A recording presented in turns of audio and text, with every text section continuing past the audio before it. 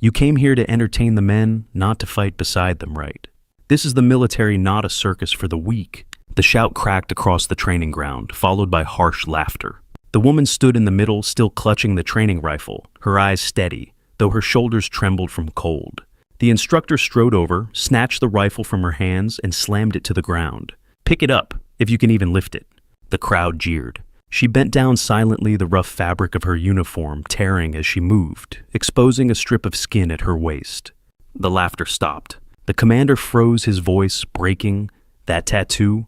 Who authorized you to wear the Chimera mark?" Silence fell over the field, because that mark belonging to a unit declared wiped out 6 years ago was only ever carried by one survivor, and she was standing right in front of them.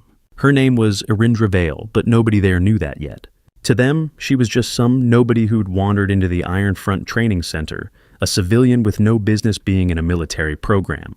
She wore a plain gray uniform, too big for her frame, and her dark hair was pulled back in a messy bun, no effort to make it neat. Her face was bare, no makeup, not even lip gloss, and her boots were scuffed like she'd walked miles to get there. The other recruits, all polished and loud, sized her up and decided she didn't belong. They saw her quietness, her plain clothes, and assumed she was weak, poor lost. The kind of person who'd wash out in a week. But Arindra didn't flinch. She picked up the rifle, her hand steady, and slung it over her shoulder. Not a word. Just a slow, deliberate movement that made a few recruits shift uncomfortably. The first day at Iron Front was brutal, and not just because of the drills. Captain Mira Solon, the lead instructor for the women's group, had a smile that didn't reach her eyes. She was in her early 30s, tall, with perfect posture, and a uniform so crisp it looked like it was ironed on her body. Maria had a reputation for breaking recruits, especially civilians who thought they could handle military life. She circled Arindra like a hawk, her boots clicking on the gravel. "Did you come to the wrong place, sweetheart?" Yoga classes down the street. The recruits burst out laughing, some doubling over hands on their knees. A guy with slicked back hair and a smug grin, probably some rich kid who bought his way in, yelled, "Look at her hands. Soft as marshmallows." The crowd roared again. Arindra's fingers tightened around the rifle strap, but her face stayed blank. She didn't look at him, didn't answer, just adjusted her grip and stared straight ahead. During the lunch break, the recruits gathered in the mess hall, their trays clattering as they swapped stories about their hometowns and connections. Arindra sat alone at the end of a table, her plate untouched, a single apple rolling between her fingers. A recruit with a designer watch and a fake tan leaned over her, voice dripping with pity. "You know, they have shelters for people like you. No shame in going back." The other snickered, fork scraping louder than necessary. Arindra stopped rolling the apple. She set it down, aligned it perfectly with the edge of her tray, and looked at the woman. "I'm not lost," she said, her voice so quiet it barely carried. The woman blinked, her smile faltering, and sat back down. Arindra picked up her tray, walked to the trash, and dumped the uneaten food. Every step was measured like she was counting them in her head. Maria wasn't done. She stepped closer, so close Arindra could smell her perfume, sharp and expensive. "You're gonna cry, aren't you?" she said, loud enough for everyone to hear. She nudged Arindra's boot with her own, a little kick, just enough to make her stumble. "Go on, pick up your dignity, and leave." The recruits howled, some clapping like it was a show. Arindra's shoulders stiffened, and for a second her hand brushed her waist, where a thin cord was tucked under her belt. Nobody saw it. Nobody was supposed to. She straightened up, looked Maria dead in the eye, and said, "I'm here to train." 4 words. Quiet, clear. The laughter faltered. Maria's smirk twitched like she'd been slapped, but didn't know why. Commander Thalen Rourke watched from the edge of the field, his arms crossed. He was pushing 40 with gray creeping into his beard and a scar running down his left cheek. Thalen didn't smile, didn't joke. He'd lost too many people to play games with recruits. He barked an order. Vale. 100 push-ups. Now, show me you belong here. The recruit snickered again, expecting her to collapse. Arindra dropped to the ground without a word. Her arms shook by the 30th push-up, sweat dripping onto the dirt. The crowd started counting, mocking her with every number. 40. She's done. 50. Look at her shake. She kept going. At 70, the jeers got quieter. At 90, they stopped. When she hit 100, she stood up, wiped her hands on her pants, and looked at Thalen. He didn't say anything, but his eyes lingered on her a second too long. That evening, as the recruits lined up for inspection, Maria handed out demerits like candy, her pen scratching furiously on her clipboard. She stopped in front of Arindra, eyeing her scuffed boots and wrinkled uniform. "You're a walking disgrace," she said loud enough for the whole line to hear. "Did you even try to look like a soldier?" A recruit with a buzz cut and a smirk snorted, muttering, "She looks like she crawled out of a thrift store." The others laughed, their voices echoing in the chilly air. Arindra stood still, her hands clasped behind her back. Her eyes flicked to Maria's clipboard, where a small folded note was tucked under the clip. Nobody else noticed. Arindra tilted her head slightly and said, "You dropped something." Maria's hand froze mid-scratch. She checked her clipboard, saw the note, and shoved it into her pocket. Her face flushed. Arindra didn't smile. She just waited for the next order. The barracks that night were no kinder.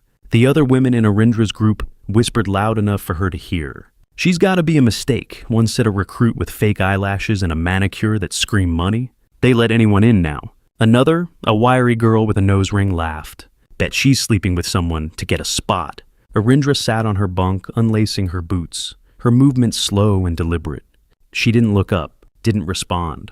But when the wiry girl tossed a wet towel at her, saying, "Clean yourself up, charity case," Arindra caught it midair. She folded it neatly, set it on the girl's bunk, and said, "You drop this." The room went quiet.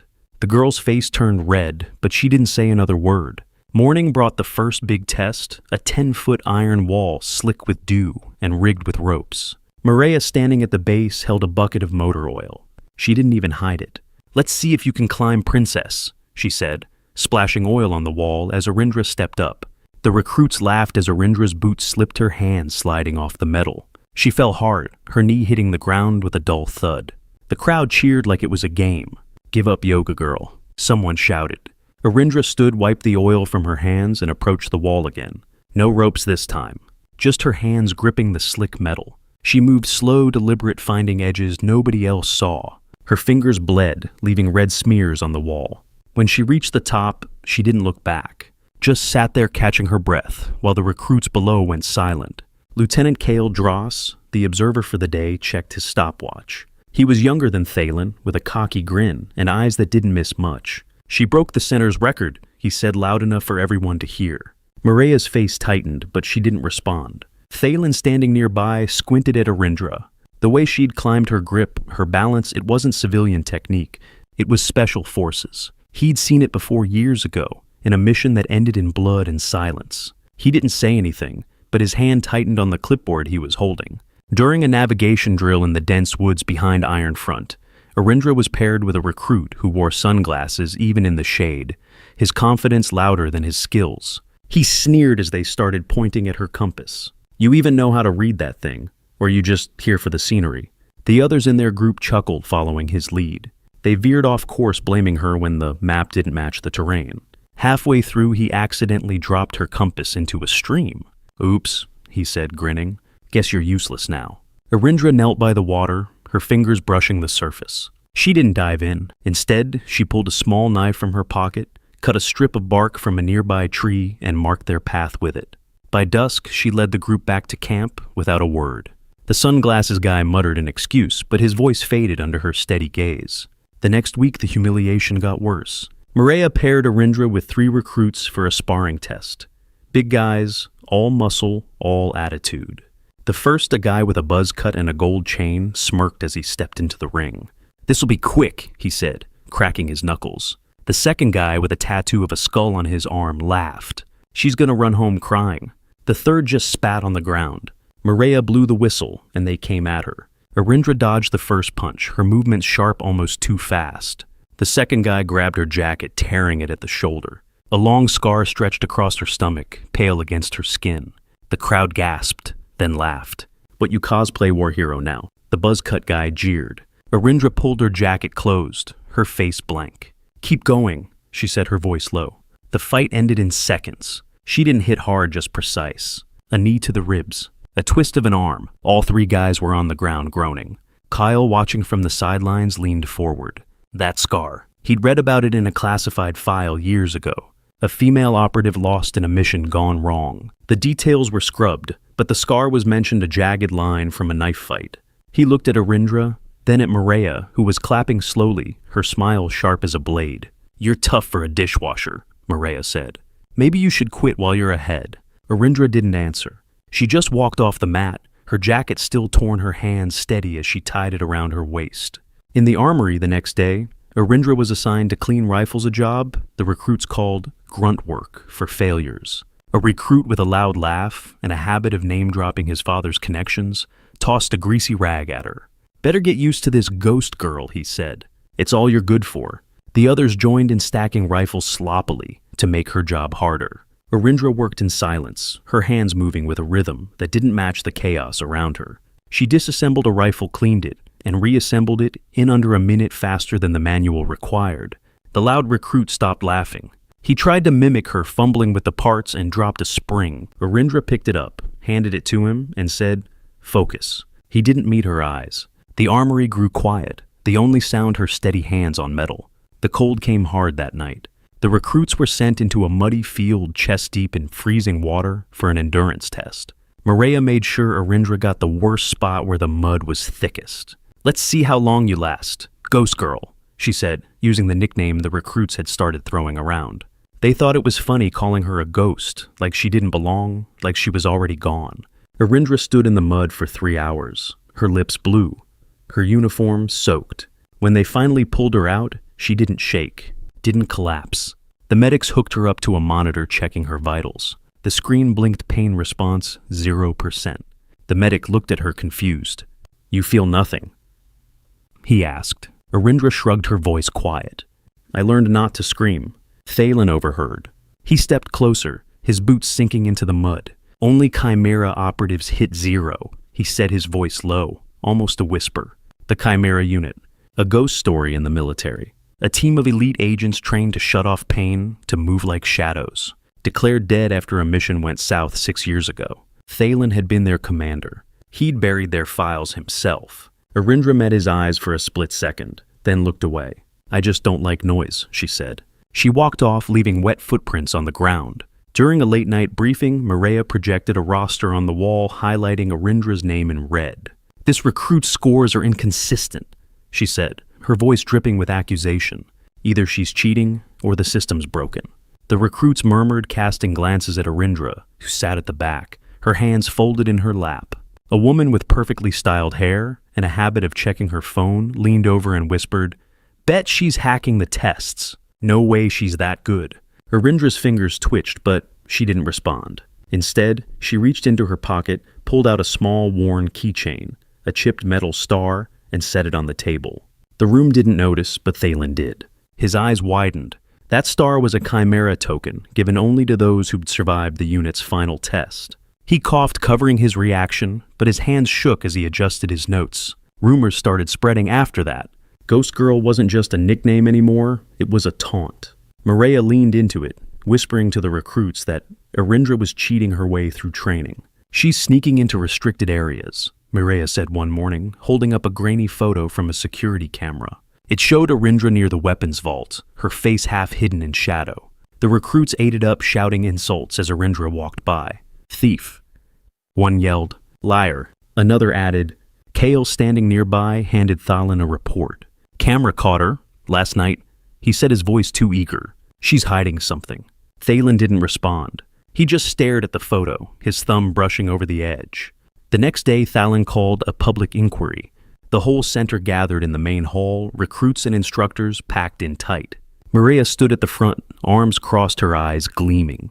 "Let's see who you really are," she said, motioning for Arindra to step forward. 2 guards grabbed her jacket, pulling it off to check for contraband. The room went quiet.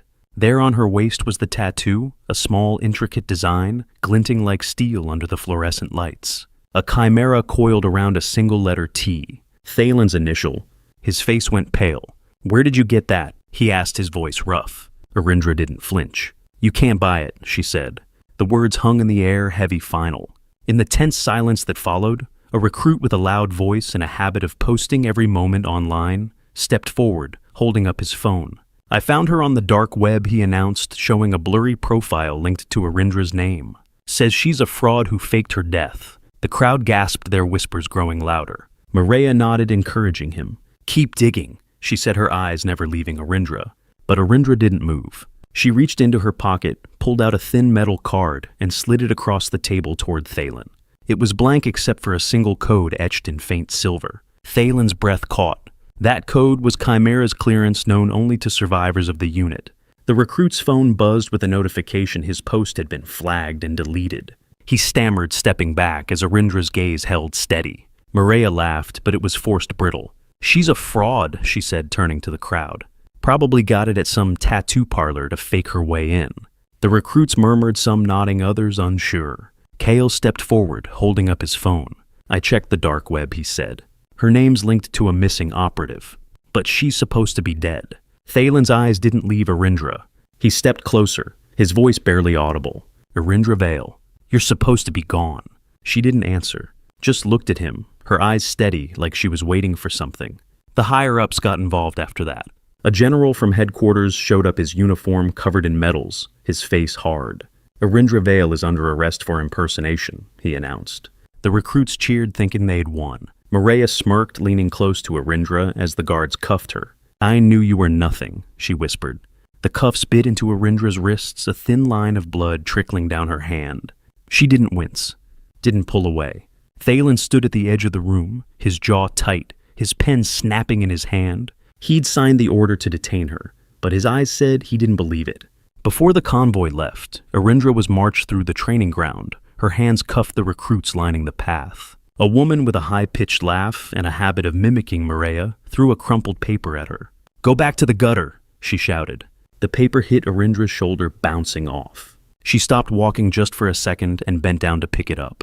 She unfolded it, read the scrawled insult, and tucked it into her pocket. The crowd expected tears, a breakdown, something. But Arindra just resumed walking, her head high, her steps even. The woman's laugh died in her throat. Thalen, watching from a distance, gripped the fence so hard his knuckles turned white. That night, things fell apart.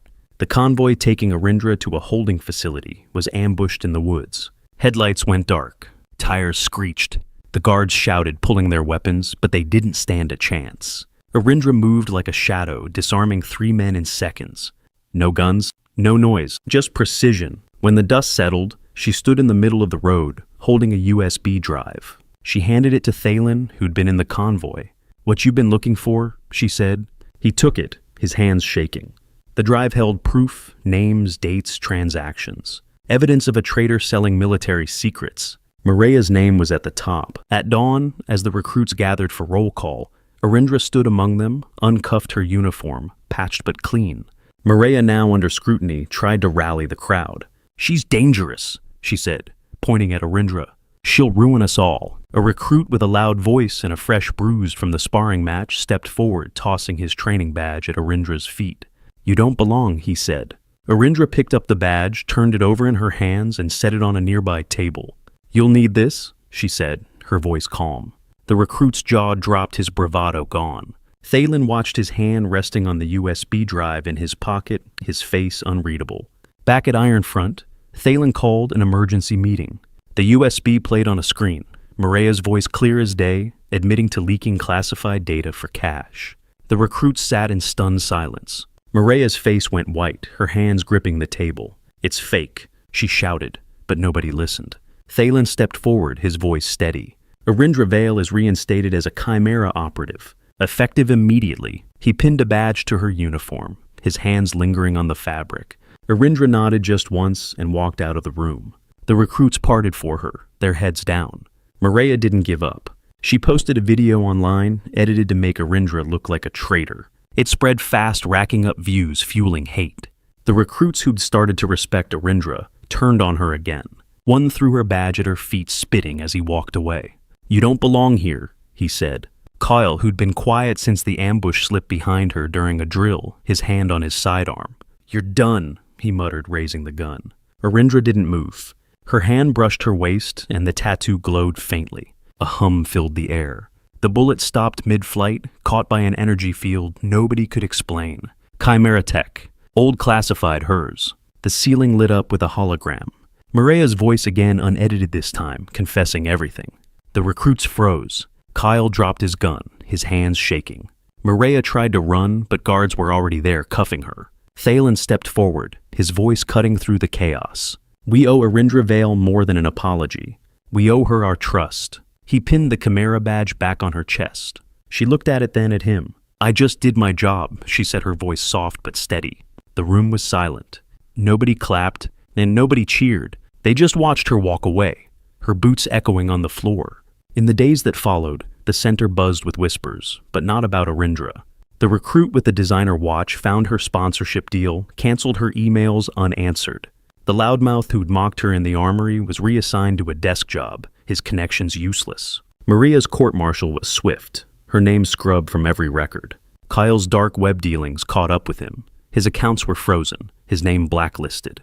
Nobody said Arindra caused it. Nobody had to. She walked through the halls, her duffel over her shoulder, her steps as steady as ever. On her last day, Arindra stood at the edge of the training ground, watching the new recruits stumble through drills. A young woman barely 18 tripped and dropped her rifle, earning a shout from an instructor. Arindra knelt beside her, picked up the rifle, and handed it back. "Hold it like it's yours," she said, her voice low but firm. The girl nodded, her eyes wide. Arindra stood, adjusted her bag, and walked toward the gate. Thalen was there, holding a folded letter. He pressed it into her hand, his fingers brushing hers. "You saved more than me," he said. She tucked the letter away, gave a small nod, and kept walking. The sun was setting, painting the road gold. Sometimes the world doesn't see you. It looks at your clothes, your face, your silence, and decides you're nothing. But you know better.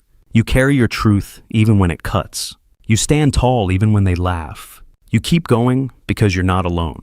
Where are you watching from?